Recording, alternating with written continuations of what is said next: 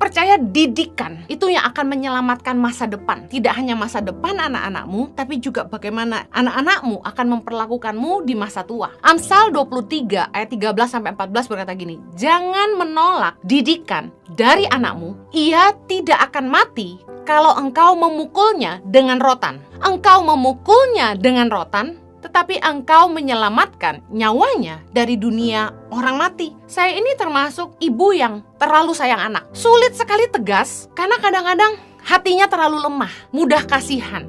Jadi cepat sekali ya sudah gitu. Tapi saya belajar firman Tuhan, kalau anak kita bersalah, kita harus didik mereka keras. Karena rotan itu yang akan menyelamatkan nyawa mereka dari dunia orang mati. Anak-anak yang dibiarkan tersesat itu sebenarnya malah orang tuanya lebih jahat. Saya percaya ketika kita memukul, kita tidak lakukan itu dengan sukacita, kita berduka. Ketika saya pukul anak saya sedih sebenarnya. Tapi saya lakukan itu demi kebaikan mereka. Mereka nggak akan ngerti saat itu. Tapi nanti mereka tumbuh dewasa. Orang yang suka ngomong jorok itu nggak akan dihargai orang. Orang yang mulutnya kotor itu akan menurunkan nilainya sendiri. Jadi saya didik anak saya baik-baik. Ketika kita lihat anak-anak kita dari kecil sudah mulai bisa menipu, kita harus didik mereka. Karena firman Tuhan bilang, mereka memukulnya dengan rotan, tetapi engkau menyelamatkan nyawanya dari dunia orang mati. Daripada anak-anak kita jalan dalam dosa, jalan ke tempat yang salah, mereka disesatkan, lebih baik kita tegas sama anak-anak kita. Jangan malah dibiarkan. Kadang-kadang orang tua tuh terlalu memanjakan. Ketika saya dengar ada anak-anak yang sampai terlibat narkoba dari sejak sangat muda, saya heran, kok orang tuanya kasih uang terus? Justru kalau kita sayang, jangan dikasih uang lagi. Kalau kita mau menyelamatkan nyawa mereka, kita harus tegas sama mereka. Tahukah Anda bahwa pembiaran adalah kesalahan? 1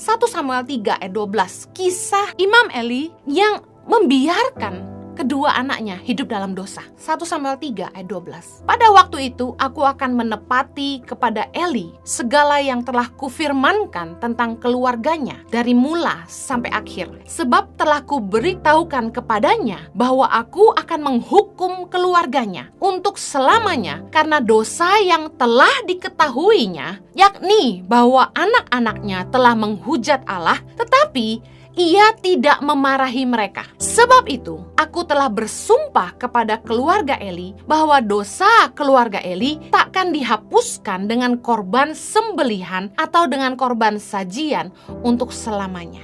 Ketika anak-anak Imam Eli ini mengambil korban persembahan bangsa Israel, Tuhan marah. Imam Eli tahu, tapi dia membiarkan. Membiarkan merupakan kesalahan. Dengan membiarkan anak-anak kita hidup dalam dosa yang menghujat Allah, kita sedang menyesatkan dan menjerumuskan mereka. Kita sedang membiarkan mereka jalan ke tempat yang salah. Jangan sampai kita membiarkan. Seringkali orang tua tuh malas bicara.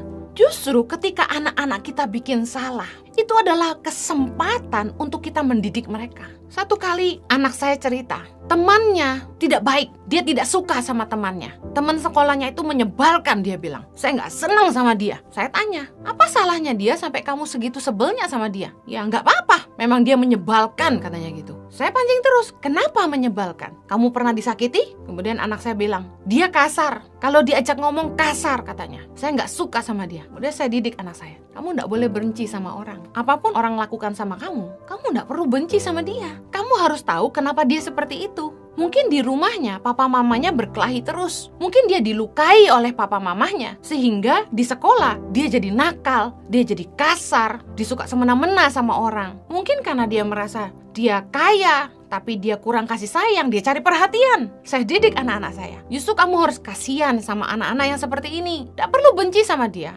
tetap baik saja. Tidak mau ngomong ya sudah, tapi tidak boleh benci sama dia. Justru ketika anak-anak kita cerita hal-hal yang menurut kita tidak baik, kita harus masukkan nilai-nilai di situ. Didik anak-anak kita supaya mereka nggak tumbuh jadi anak-anak yang bebal.